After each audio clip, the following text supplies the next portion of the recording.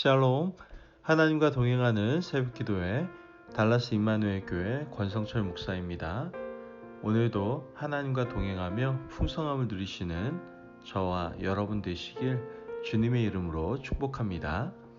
오늘 말씀은 고린도전서 11장 27절에서 34절까지의 말씀입니다. 그러므로 누구든지 주의 떡이나 잔을 합당하지 않게 먹고 마시는 자는 주의 몸과 피에 대하여 죄를 짓는 것이니라. 사람이 자기를 살피고 그 후에야 이 떡을 먹고 이 잔을 마실지니 주의 몸을 분별하지 못하고 먹고 마시는 자는 자기의 죄를 먹고 마시는 것이니라. 그러므로 너희 중에 약한 자와 병든 자가 많고 잠자는 자도 적지 아니하니 우리가 우리를 살폈으면 판단을 받지 아니하려니와 우리가 판단을 받는 것은 주께 징계를 받는 것이니 이는 우리로 세상과 함께 정죄함을 받지 않게 하려 하심이라. 그런즉 내 형제들아 먹으러 모일 때에 서로 기다리라. 만일 누구든지 시장하거든 집에서 먹을지니 이는 너희의 모임이 판단받는 모임이 되지 않게 하려 함이라. 그 밖의 일들은 내가 언제든지 갈 때에 바로 잡으리라. 아멘. 하나님의 말씀입니다. 여러분, 제가 여러 번 말씀드린 것 같은데 교회는 완벽한 사람들이 모인 공동체가 아닙니다. 어떻게 보면 죄인들이 모인 공동체가 바로 교회라고 할 수 있죠. 그렇기 때문에 교회 안에 문제가 많을 수 있습니다. 그래서 교회에는 언제나 하나님의 은혜를 구하고 하나님의 능력만을 구해야만 하는 것이죠. 교회 안에서 은혜와 능력을 받은 후에 정말 사람들은 많이 달라져야 하는데 정작 자기 자신은 변하지 않고 은혜만을 갈망하는 것은 교회 안에 심각한 문제라고 할 수 있겠죠. 어떤 사람은 교회는 천사만 있을 것이라고 생각하는데 잘못된 생각입니다. 교회는 근본적으로 죄인들이 모인 곳이기 때문에 문제가 있을 수밖에 없어요. 고린도 교회를 보면 그렇지 않습니까? 분열의 문제, 음행의 문제, 결혼, 우상에 바친 재물의 문제 등 정말 고린도 교회는 문제투성이었습니다. 그런데 오늘 바울은 한 가지 문제를 더 지적하고 있는 걸 보게 되는데요. 그것은 바로 성만찬의 문제였다라는 것이죠. 고린도 교회는 성만찬 때문에 어려움을 겪고 있었습니다. 예수님께서 제정하신 성만찬은 오늘날의 모습과는 좀 달랐습니다. 오늘날 우리 성만찬은 제도적으로 정교하게 좀 다듬어진 부분들이 있죠. 대부분의 교회들이 1년에 한 서너 번 정도 합니다. 저희 교회는 감사하게도 매달 첫째 주마다 성만찬을 행하고 있죠.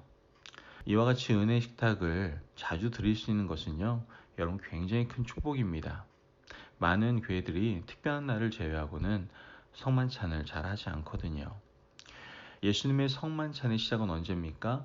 십자가를 지시기 전에 제자들과 식탁을 나누신 것이 바로 시작이었음을 우리는 알게 됩니다. 그 후 주님은 승천하시고 바울이 목회하던 시절 교회들은 성도들이 모여서 식사 모임을 하는 것이 바로 성만찬의 전부였던 것이죠. 고린도 교회는 이 과정에서 문제가 많았던 것이죠. 고린도전서 11장 21절 말씀을 보면 이는 먹을 때에 각각 자기의 만찬을 먼저 갖다 먹으므로 어떤 사람은 시장하고 어떤 사람은 취함이라. 말씀을 보면 먼저 모이는 사람이 있고 나중에 오는 사람도 있는데 먼저 오는 사람들이 나중 오는 사람들을 배려하지 않고 음식을 다 갖다가 먹어버렸던 것이죠. 포도주도 다 마셔버렸고요. 취할 정도로 마시고 배부를 정도로 먹었다라는 겁니다. 그러다 보니 나중 오는 사람들은 먹을 것도 없고 마실 것도 없었던 것이죠. 어떤 사람들이 과연 이러한 짓을 했을까요? 고린도전서 11장 22절 말씀을 보면 너희가 먹고 마실 집이 없느냐? 너희가 하나님의 교회를 업신여기고 빈궁한 자들을 부끄럽게 하느냐? 내가 너희에게 무슨 말을 하랴? 너희를 칭찬하랴? 이것으로 칭찬하지 않노라. 말씀에서 빈궁한 자를 부끄럽게 하느냐의 이 질문을 보면요. 먼저 먹고 마신 사람들은 어떤 사람들이었습니까? 바로 부자들이었어요. 부자들은 시간이 많았습니다. 어떤 일에 매이지 않았기 때문에 교회에 먼저 올 수가 있었던 것이죠. 하지만 부자들은 집에 먹을 것이 많았음에도 불구하고 교회에 와서 배부르게 먹고 마셨어요. 그리고 나중에 오는 사람들은 어떤 사람들입니까? 가난한 사람들이죠. 노동자거나 종이었던 겁니다. 어떤 일이나 장소에 매여 있을 수밖에 없는 사람들이었던 것이죠. 그들이 와서 보니까 이미 부자들이 모두 먹고 마셔버린 거예요. 그들은 화가 날 수밖에 없었던 것이죠. 교회에 문제가 이렇게 발생을 한 것이죠. 이것은 단순히 먹고 마시는 문제가 아니라 부자들과 가난한 사람들의 분열의 문제였고, 가진 자들과 가지지 못한 사람들 사이에 갈등의 기폭제가 되었다라는 것을 우리는 알 수가 있게 됩니다. 바울은 이 문제를 굉장히 심각하게 보았어요. 바울이 이 사람들에게 예수님께서 제정하신 성만찬의 원형에 대해서, 의미에 대해서 다시 한번 설명하고 있는 것을 보게 됩니다. 고린도전서 11장 23절에서 25절까지의 말씀을 보면, 내가 너희에게 전한 것은 주께 받은 것이니 곧 주 예수께서 잡히시던 밤에 떡을 가지사 축사하시고 떼어 이르시되, 이것은 너희를 위하는 내 몸이니 이것을 행하여 나를 기념하라 하시고, 식후에 또한 그와 같이 잔을 가지시고 이르시되, 이 잔은 내 피로 세운 새 언약이니 이것을 행하여 마실 때마다 나를 기념하라 하셨으니. 여러분, 말씀을 통해서 우리가 알게 되는 이 성만찬의 핵심은 무엇입니까? 주님의 몸이 떡이고 주님의 피가 잔이다라는 것이죠.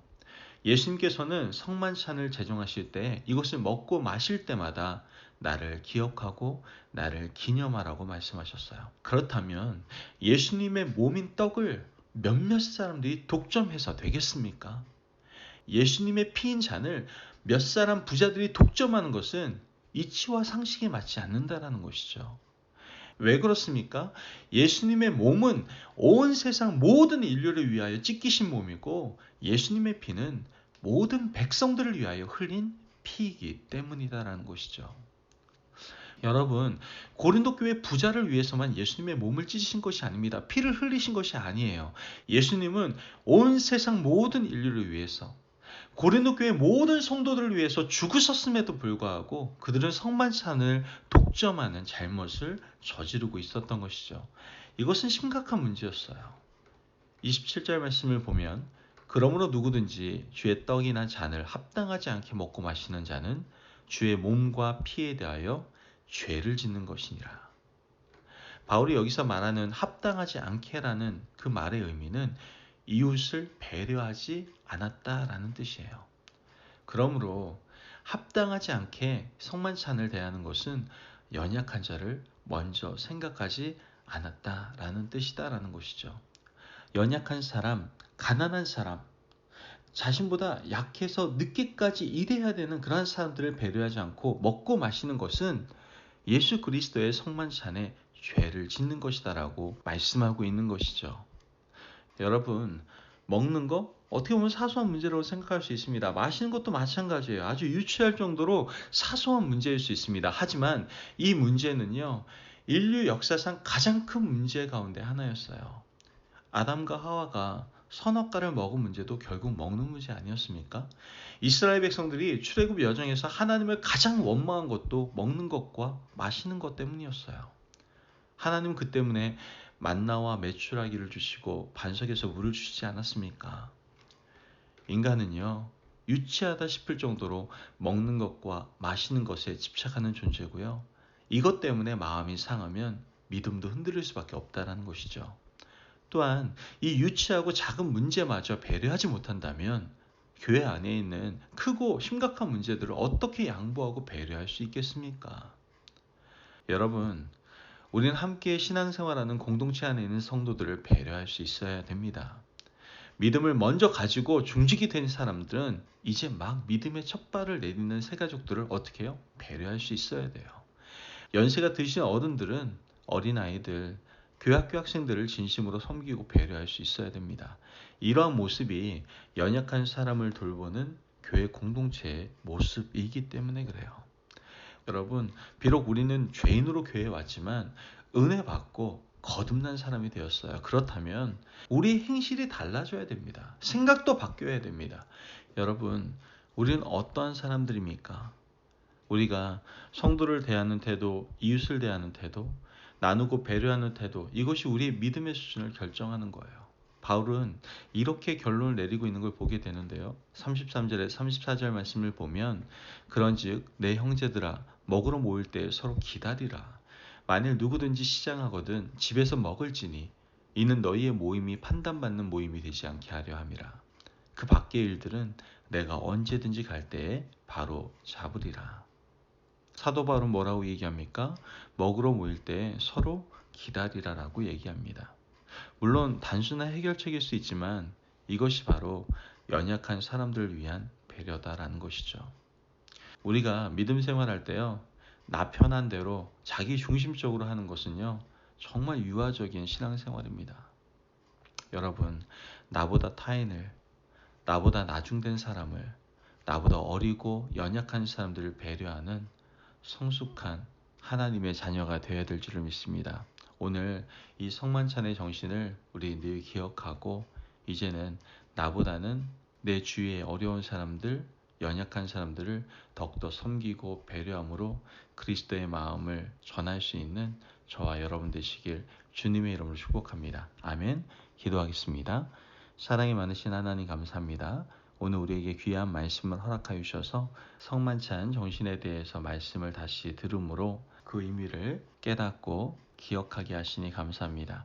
하나님, 성만찬 정신에 맞게 이제 약한 자들을 배려하며 그리스도의 마음으로 모든 사람을 섬길 수 있는 저희들의 삶이 될 수 있도록 축복하여 주옵소서.